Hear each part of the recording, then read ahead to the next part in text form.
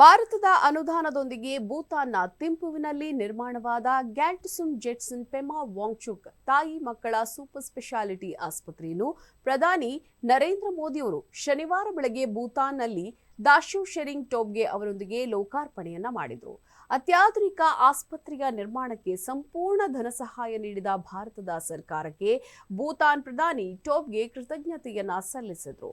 ಆಸ್ಪತ್ರೆಯ ಉದ್ಘಾಟನೆಗೂ ಮುನ್ನ ಎಎನ್ಐ ಜೊತೆ ಮಾತನಾಡಿದ ಭೂತಾನ್ ಪಿಎಂ ಟೋಬ್ಗೆ ತಾಯಿ ಮತ್ತು ಮಕ್ಕಳ ಆಸ್ಪತ್ರೆಗೆ ಭಾರತ ಸರ್ಕಾರದಿಂದ ಸಂಪೂರ್ಣ ಹಣವನ್ನ ನೀಡಲಾಗಿದೆ. ಇದು ನಮ್ಮ ತಾಯಂದಿರು ಮತ್ತು ಮಕ್ಕಳ ಉತ್ತಮ ಆರೋಗ್ಯವನ್ನು ಖಾತ್ರಿಪಡಿಸುವ ಜೊತೆಗೆ ಭೂತಾನ್ನ ಜೀವನವನ್ನ ಸುಧಾರಿಸುವಲ್ಲಿ ಮಹತ್ವಪೂರ್ಣ ಕೊಡುಗೆಯನ್ನ ನೀಡಲಿದೆ ಅಂತ ಹೇಳಿದ್ರು.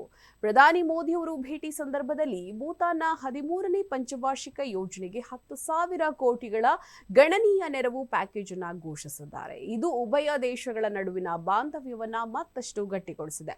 ಭೂತಾನ್ಗೆ ಭೇಟಿ ನೀಡಿದ ಪ್ರಧಾನಿ ಮೋದಿ ಅವರು ಸ್ನೇಹಿತ ಮತ್ತು ಹಿರಿಯ ಸಹೋದರ ಅಂತ ಟೋಬ್ಗೆ ಅವರನ್ನ ಶ್ಲಾಘಿಸಿದ್ದಾರೆ.